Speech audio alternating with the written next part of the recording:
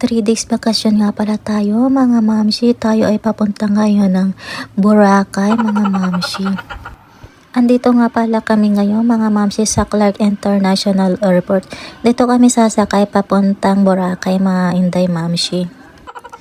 Nag-video nga pala ako dito mga ka-Inday mamshi at nakita ko kasi na super saya nila mga ka-Inday mamshi.